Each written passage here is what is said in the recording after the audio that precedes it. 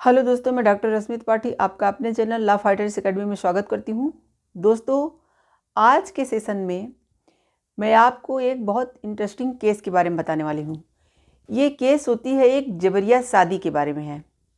जबरिया शादी या पकड़ा शादी। ये जबरिया शादी या पकड़ा शादी कहाँ होती है? ये बिहार में की जाती है। आप लोगों ने भी हो सकता है सुन रखा हो। तो पहले हम लोग ये जानते हैं कि ये जबरिया शादी या पकड़ा शादी क्या होती है। तो जैसा कि ये जबरिया शादी या पकड़ा शादी ऐसी शादी होती है कि जब किसी पर्सन को पकड़ के ज़बरदस्ती उसकी शादी किसी से करा दी जाए तो इसे जबरिया शादी बोलते हैं। तो जैसे अभी हाल में ही बिहार में क्या हुआ कि अभी जब उसकी टीचर्स की जो वैकेंसी आई थी उसमें नियुक्ति हुई, तो उसमें एक लड़के की टीचर के पद पे नियुक्ति होती है। तो उस लड़के को कुछ लोग आते हैं और ज़बरदस्ती पकड़ के ले जाते हैं और उसकी शादी करवा देते हैं। तो उस लड़के ने, जब उससे पूछा गया कि आप इस शादी को मानते हैं, तो उसने कहा कि नहीं, मैं ऐसी ज़बरदस्ती की शादी क्यों मानूंगा और मैं अपने केस को कोर्ट में ले जाऊंगा। और उसने एक पटना में 2013 का एक आर्मी ऑफिसर के साथ भी इस तरह हो चुका था, उस केस के बारे में बताया और कहा कि उनके केस में पटना हाई कोर्ट ने उनकी शादी को, जबरिया शादी को ही, ऐसी ही शादी थी, उसको रद्द कर दिया था। तो मैं उसी केस का रेफरेंस लूँगा और कोर्ट में जाऊँगा। तो देखिए, जो टीचर बने थे उनका ऐसा कहना ही था कि अभी ये जो आर्मी ऑफिसर थे उनकी पत्नी ने सुप्रीम कोर्ट में एक याचिका दायर कर दी है। अब चलिए हम लोग जानते हैं कि जो ये आर्मी ऑफिसर थे उनकी कहानी क्या है, यानी कि उनके केस में क्या हुआ था। तो जो ये आर्मी ऑफिसर रहते हैं वो कहते हैं कि मैं अपने बड़े पापा के साथ मैं अपने बड़े पापा के साथ मंदिर गया था दर्शन करने के लिए। तो वहाँ पे कुछ लोग आए और हमें किडनैप करके ले गए, और उसके बाद किडनैप करके ले जाने के बाद बंदूक की नोक पे सामने रख करके मेरी शादी करवा दी। और सिर्फ मैंने जिससे शादी की, मैंने सिर्फ उसकी मांग में सिंदूर ही डाला। मतलब उन लोगों ने ज़बरदस्ती सिंदूर डलवाया और कहा शादी हो गई। और ना तो 7 फेरे लिए अग्नि के सामने, ना तो और कोई जो है शादी की रस्में निभाई।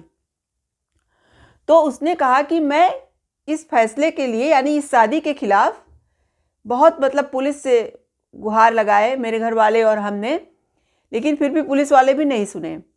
तब हम लोग पटना हाई कोर्ट गए। तो जब पटना हाई कोर्ट में वो अपना केस फाइल किया उसने, तो पटना हाई कोर्ट ने क्या किया कि पूरी बातों को सुना।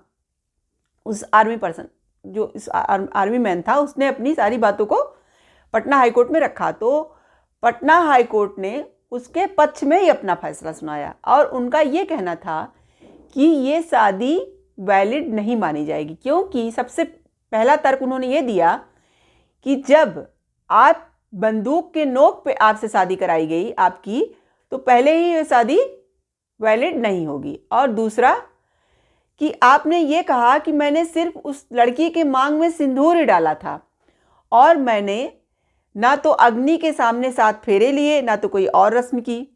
तो जब आपने अग्नि के सामने 7 फेरे लिए ही नहीं, तो हिंदू मैरिज एक्ट की जो सेक्शन 7 है वो सप्तसती को मानती है, यानी कि अग्नि के सामने 7 फेरा लेना जो सेक्शन 7 है वो ये बताता है कि ये बहुत ज़रूरी है, इसके बिना मैरिज वैलिड नहीं मानी जाएगी।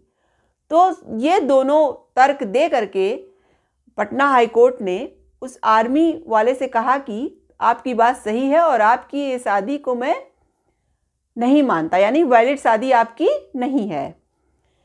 तो अब क्या हुआ कि उसकी वाइफ जो है, ये 2013 का केस था पटना हाई कोर्ट का, तो उसकी वाइफ अब इसके खिलाफ सुप्रीम कोर्ट में याचिका दायर कर दी है। तो सुप्रीम कोर्ट में याचिका दायर दी है, अभी हाल ही की ये बात है, उसने सुप्रीम कोर्ट में याचिका दायर किया है।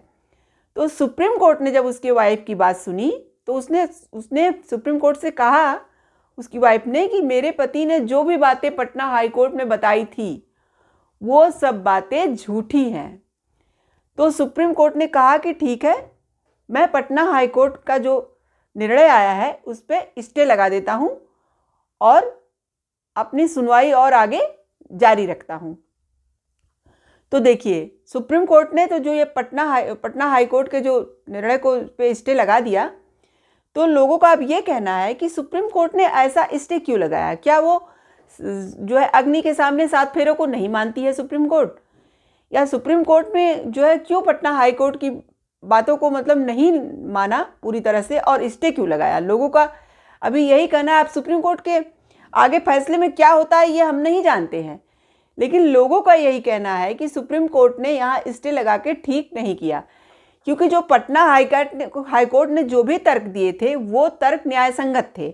और उसके साथ ही साथ पटना लोगों ने ये भी कहा कि पटना हाई कोर्ट जो था वो जो है कि वो सुप्रीम कोर्ट का एक 2011 का एक ऐसा ही केस था जिसमें जो है अग्नि के सामने 7 फेरों वाली बात आई थी, तो उस मैरिज को सुप्रीम कोर्ट ने वैलिड नहीं कहा था। तो जब ये सब सारी बातें पटना हाई कोर्ट ने अपनी रेफरेंस में दिया है, सब कुछ किया है, तो फिर क्यों सुप्रीम कोर्ट ने इस केस में स्टे लगाया? तो लोगों का ऐसा कहना है, जबकि सुप्रीम कोर्ट जब अगली सुनवाई करेगा या उसके बाद जो सुप्रीम कोर्ट का निर्णय आएगा तभी पता चलेगा कि वो ऐसा क्यों सोच रहे थे, क्यों उन्होंने स्टे लगाया। तो आज के सेशन में मैं आशा करती हूँ कि आपको ये केस अच्छे से समझ में आ गया होगा। आप हमारे चैनल को लाइक कीजिए, सब्सक्राइब कीजिए, शेयर कीजिए और बेल आइकन को दबाइए, जिससे ऐसी ही नई नई जानकारियों से मैं आपको अवगत कराती रहूँ। तो आज के लिए बस इतना ही। Thank you very much.